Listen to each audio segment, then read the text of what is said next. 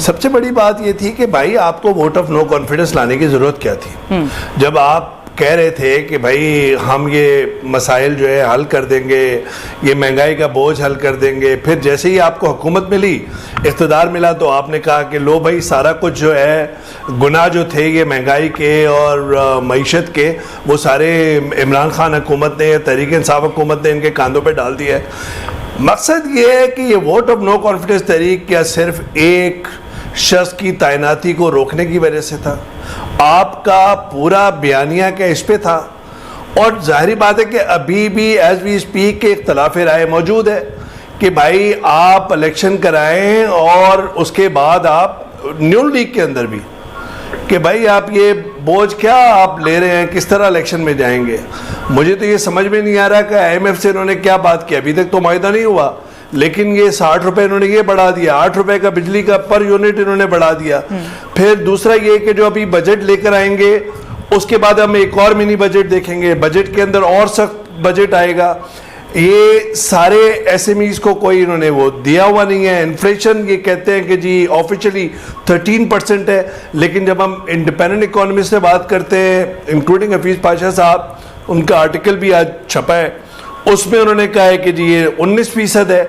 आपने interest rate 2.25% पहले ही बढ़ा दिया है। तो आप मुझे बताइए कि ये बिजनेस फ्रेंडली स्टेप्स हैं? और दूसरा ये कि मिडिल क्लास जो है उसको आपने रिलीफ क्या दिया है? और आपका कौन सा टैक्स नेट बढ़ने वाला है? और आप जो वादे करेंगे IMF से, रेवेन्यू जनरेट कैसे करेंगे? अगर आपको अपनी मईशत का संभाला देने के लिए 36-37 बिलियन डॉलर, अरब डॉलर चाहिए, तो ये 3 री रोलिंग के 2.3 चाइना से मिलने का, 1 UAE से री रोल करने का, या सऊदी अरब से आप जो री रोल करवाना चाह रहे हैं, उससे क्या होएगा? बात यह है कि अगर आपको सख्त फैसले करने हैं तो आप अपने गिरेबान में जाके अपने घर के अंदर वो फैसले करें। कहें कि जी 1000 सीसी से कोई भी बड़ी गाड़ी इस्तेमाल नहीं करेगा। आप रखें स्कूल कॉलेजेस के अंदर के जो तलबा तालिब इल्म हैं, जो अशराफिया की औलादें हैं, ओलिगार्क्स की, वो साइकिलों पर आएँ। कोरोना में हम देख रहे थे इस्लामाबाद के अंदर, कराची के अंदर सारे बच्चे बच्चियां साइकिलिंग कर रहे थे। तो आप स्टेप्स ऐसे लें जिसको लोग भी ऑन करें। आप घूमें 3000-4000 सीसी के अंदर, आवाम को कहें कि जी अब आप पेट्रोल इस्तेमाल ना करें। भाई पेट्रोल का मतलब ये है कि हरी मिर्च, हरा धनिया, टमाटर, आलू, कोई ऐसी चीज़ नहीं है जो कीमत जिसकी बढ़े नहीं। From point A two point B हर चीज़ का एक ट्रैवल होता है, और ट्रैवल होएगा तो फिर उस पर कॉस्ट बढ़ेगी। तो मैं ये समझ रहा हूँ कि जो नून लीग के या पाकिस्तान पीपल्स पार्टी है, जो मखलूत हुकूमत है, इसका काम क्या है? इसका काम ये है कि ये IMF के साथ इतनी सख्त शराइत से बात करे। और आप पहले इतनी तनकीद कर रहे थे कि ठीक है इमरान खान साहब की हुकूमत ने कोई ऐसा कोई जादू की छड़ी तो नहीं फेरी कि जी मईशत सही हो जाए। उससे पहले हमने नून लीग के उसमें देखा था, उससे पहले हमने मुशर्रफ साहब के दौर में देखा था। कर्जे हमारे बढ़ते जा रहे हैं, 130-35 बिलियन डॉलर्स का कर्जा हमारे सर पर है, हमारी कौम पर है। आप कौन सी आपने इंडस्ट्रियलाइजेशन की है? कौन सी आपने अब मैन्युफैक्चरिंग कैसे बढ़ेगी, प्रोडक्शन कैसे बढ़ेगी जब बिजली की लोड शेडिंग होगी?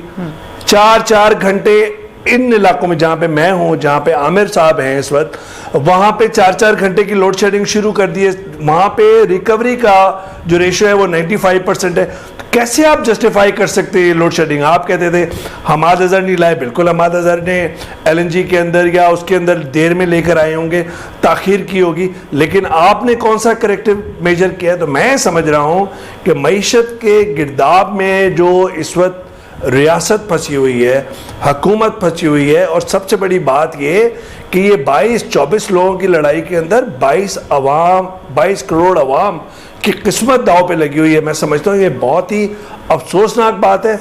अगर उन्हें ये कड़े स्टेप्स लेने हैं तो अपने एंटोराज को कम करें, अपने अखराजात को कम करें। आप देखिए फिर बोलते हैं कि जाती बात होती है। आमिर इसकी बात करेंगे, उस टेबल पर जिस पे डिनर हो रहा था टर्की के अंदर, उसमें सलमान शहबाज और उनकी वाइफ भी बैठे हुए थे। बिल्कुल 100 बिस्मिल्लाह आप बैठे, लेकिन आप कोर्ट के अंदर लाहौर के अंदर बता रहे हैं कि जी उनका एड्रेस नामालूम है, एड्रेस हमें पता नहीं है। तो इतने कॉन्ट्रडिक्शंस के साथ आप करेंगे तो जो आपने तनकीद की थी इमरान खान साहब की हुकूमत में, और मैं कोई उनकी सियासत से बहुत ज़्यादा इत्तफाक नहीं करता खान साहब की, उसके बावजूद आपकी तनकीद कहीं पे ग्राउंड तो होल्ड करे ना। आप ऐसी कोई मिसाल तो दें, या वही 80-90 की दिहाई के वन लाइनर्स या नारों से आप अवाम की किस्मत बदल सकते हैं? बिल्कुल नहीं। इंटरनल जो सिक्योरिटी है वो डिपेंड करती है पॉलिटिकल स्टेबिलिटी पे, और पॉलिटिकल स्टेबिलिटी के साथ जुड़ी हुई है इकोनॉमिक स्टेबिलिटी है। आई बिलीव कि इलेक्शन कमिश्नर ने जब कह दिया है कि इंतखाबात के लिए तैयार है, मैं समझता हूँ कि बजट के बाद या उसके कोई ऐसा टाइम फ्रेम रखें, और एक लेजिटिमेट स्टेक होल्डर है इमरान खान साहब की पार्टी, उसके साथ बीच में कोई बात डालें और गुफ्त शरीर के ज़रिए एक इलेक्शन जो है वो कराएं, चाहे वो अक्टूबर में कराएं चाहे नवंबर में कराएं, लेकिन मेरे ख्याल में ऐलान करें ताकि नई हुकूमत जो है वो आके सख्त और कड़े शराइत जो माने भी अगर डोनर एजेंसीज के या मगरबी दुनिया के, तो फिर अवाम उनके साथ खड़ी होती है नहीं खड़ी होती वो उन पर डिपेंड करेगा। ये मखलूत हुकूमत जो है मैं समझता हूँ कमज़ोर है, कंप्रोमाइज़ है, और जब से काबीना के वज़रा लंदन में हाज़िरी देकर आए हैं, मैं समझता हूँ कि शहबाज शरीफ साहब उस झटके से अब तक रिकवर नहीं कर पाए हैं कि आप एक कमज़ोर वज़ीर आज़म। मैं समझता हूँ कि अगर आपको सख्त शराइत देनी है तो फिर आपको मजबूती के साथ अवाम को एतमाद में लेना पड़ेगा और अपने स्टेप से साबित करना होगा कि आप वाकई में कमिटेड हैं।